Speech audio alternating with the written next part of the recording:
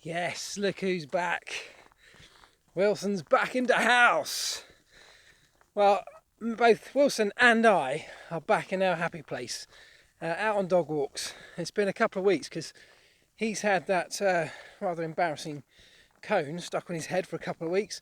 Pharrell's not yet fully vaccinated or covered to go on walks, not until next week. So consequently, neither of us have been out on these daily walks that we always do. But we're back. He's all right now. He's fully back up to full speed. Next week, Pharrell will be out with us. So looking forward to that. But that means today's vlog will be coming from the dog walk. As is regular now, on a Monday for me, although you'll see it on a Tuesday, Monday is the day that I always record the Q&A. And because it's been a Formula E weekend, it's going to be a Formula E based Q&A. And thank you to everybody who sent in questions. I've had quite a few over the course of this weekend and in the week building up to the Berlin ePrix. So I'm going to try and rattle through as many as I can today. Namanda76 says, dude, have you been taking commentary tips from Crofty?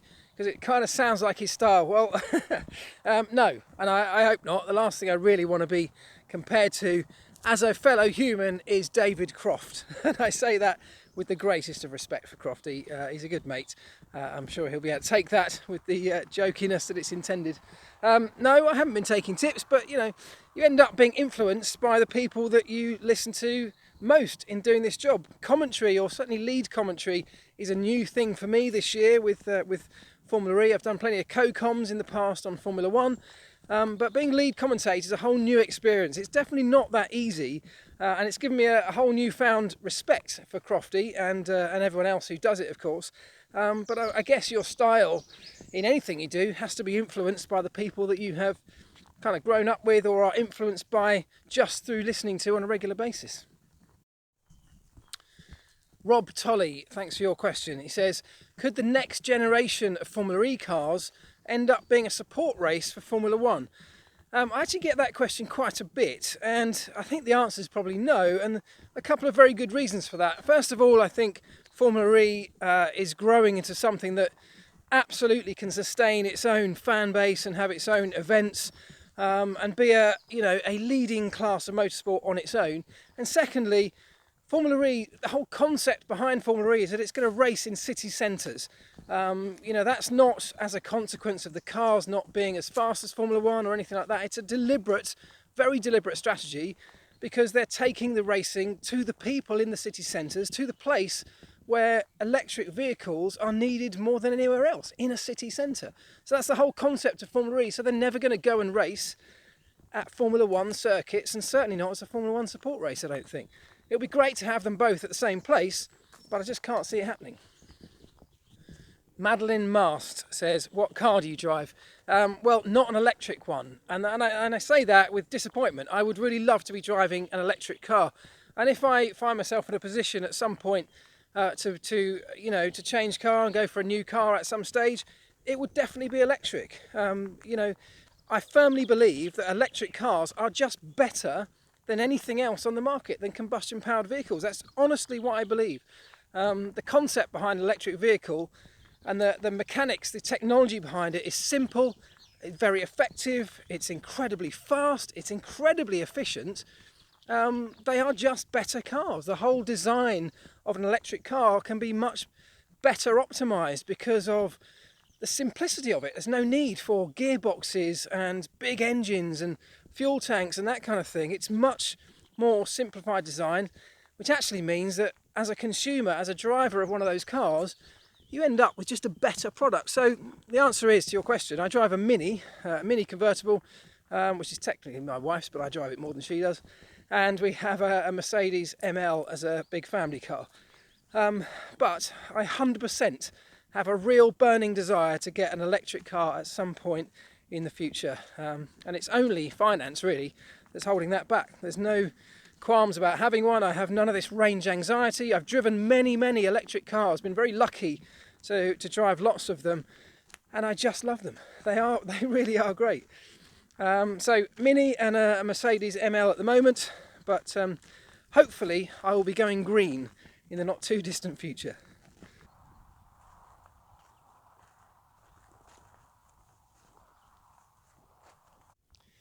Wes Netmo says, should Formula E be developing batteries?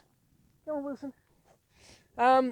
Look, when the technical roadmap for Formula E was first laid out, and it has this roadmap stretching out for a number of years, and we're already way down that original roadmap now with the new battery and the fact that teams can currently design and develop their own electric powertrains, from the motor, the inverters, the electronics, and everything rearward of the battery. The battery itself is still a standard component in Formula E. And I was disappointed at first when I found we wouldn't be opening that up to development. But the reality is that I think they're doing the right thing. They're holding that back at the moment, because as soon as you open that up, it completely changes what Formula E is. It would be great that we're pushing that kind of technology forward, but you've got to say, on one hand, we've already done that substantially. Don't forget, next year the cars will go faster and for longer on one battery than they currently do with two cars and therefore two batteries in a race at the moment. So the technology has already taken giant leaps forward as a result of Formula E. But if we open it up to manufacturers, it very quickly becomes something very different. It very quickly takes on this sort of very difficult to control in terms of spending technology race between the biggest manufacturers, and that then prevents some of the smaller or privateer teams really having any possibility of competing in these races. A little bit like Formula One. If you look at the current Formula E championship, it's a customer team, it's a privateer team that's leading the standings and is looking increasingly likely to win the drivers and the team's championship. So, you know, we can't have that in Formula One. We will never get, you know, what I keep referring to as a Leicester City moment. You know, a huge underdog winning the championship in F1. That's not going to happen because of the current way that things work. In Formula E, the way that things are being very carefully and strictly controlled up until now means that that is a possibility. We can have teams from way outside the top 10, or drivers from outside the top 10 winning races and challenging for the championship come the end of the season. I think that's great. So by controlling the way that we spend budgets and controlling the way we limit the growth of Formula E, I think we managed to keep it, you know, on the sort of scalable platform that we've got now, growing it gradually. It's getting bigger and bigger and bigger, but we're doing it in a very controlled, efficient manner, and I kind of think that's good. Concrete Head. Love to know why you've called yourself Concrete Head on YouTube. Concrete Head says that can't help but comment on the fact that FE cars are slow. He says, when will they be fast enough? When do you think FE will be able to produce cars that are fast enough to benefit from aero? Right, well look, Formula E cars are slow if you compare them to a Formula One car, for example, of course. I don't actually think they're slow for the tracks that we race on. And as I've already mentioned, the tracks that we race on are very deliberately very tight, twisty street circuit tracks in city centres. We're never going to be taking these cars to places like Spa or Monza. And if you think about electric cars on the road, it's not about the top speed. You know, it's a tiny percentage of the road cars that we produce in the automotive industry that are all about top speed.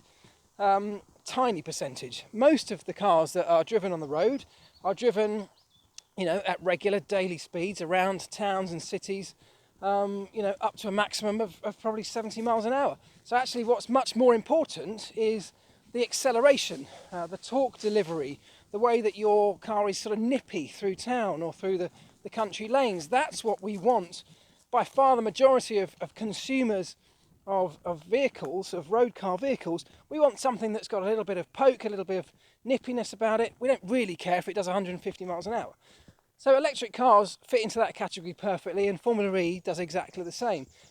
We will never be looking at Formula E as an aero-based championship.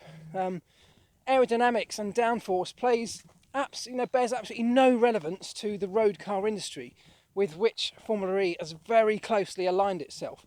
The reason we have so many manufacturers piling into Formula E, more manufacturers than in any other international racing championship, is because of the very close road relevance, that the championship has. The fact that the technology is all relevant to road car manufacturers' core business models. The electric drivetrains are obviously relevant.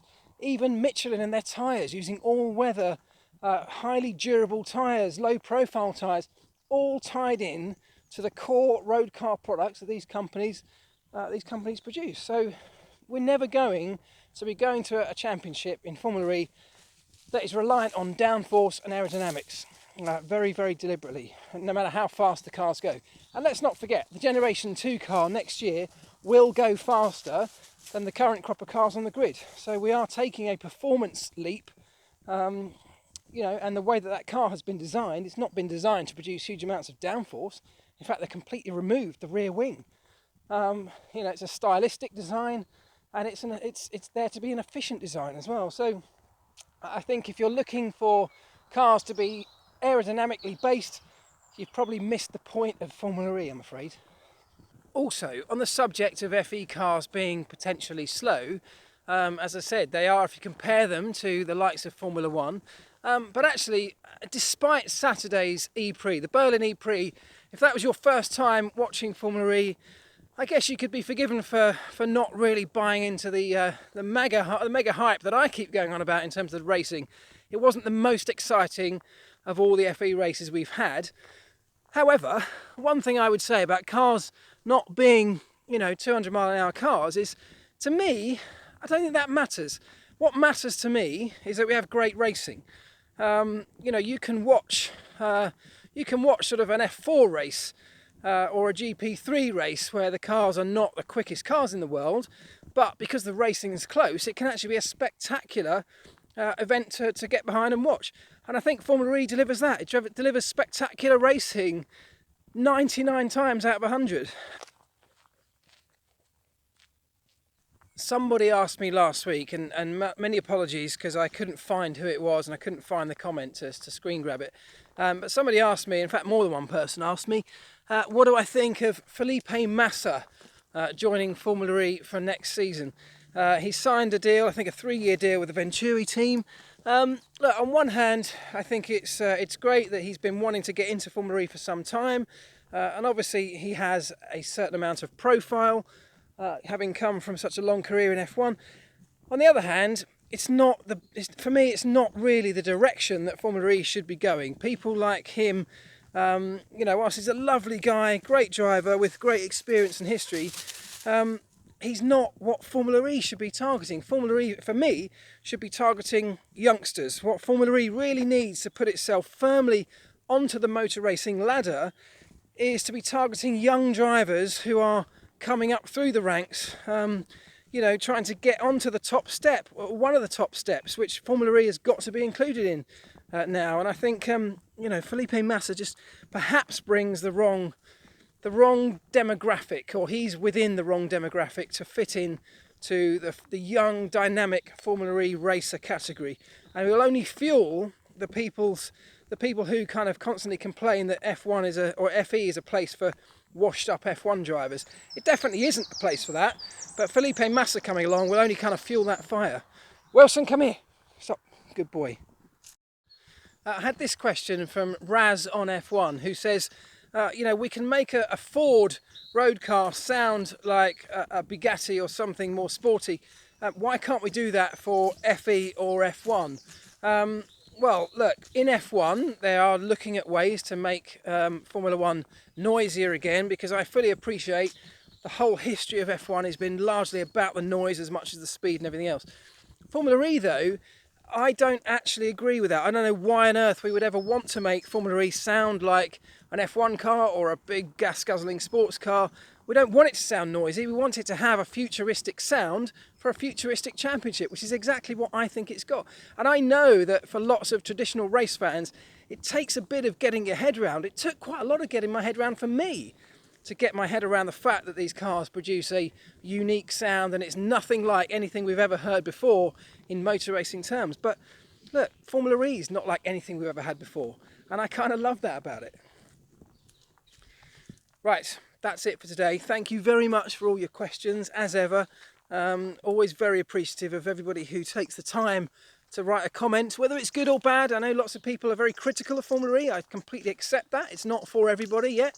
You know, I'm a massive fan of it, and I'm doing my little bit to try and convince you all, but I know that that will take time and some of you will never be convinced. Either way, I still appreciate you taking the time to put a comment on the vlog or on Twitter or however you've been in touch. It is much appreciated. So that's it for this week. Start firing your questions in. You can get them in for next week's Q&A, which I guess will be heavily biased around the Monaco Grand Prix, which I'm not going to this year. I think I said before in one of the previous videos, the next couple of races I'm not attending. But either way, I'll be fully across them, and they will feature very, very heavily in the next week's worth of vlogs. So thanks very much. Don't forget to like, share and subscribe, and I'll see you tomorrow.